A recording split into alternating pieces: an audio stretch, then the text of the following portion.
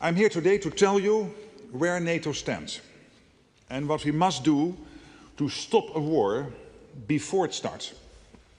And to do that, we need to be crystal clear about the threat. We are Russia's next target.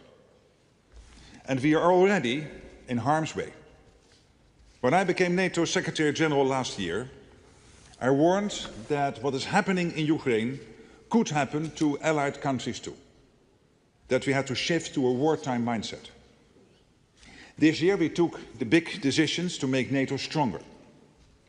At the summit in The Hague, allies agreed to invest 5% of GDP annually in defense by 2035. We agreed to increase defense production across the alliance. And we agreed to continue our support to Ukraine.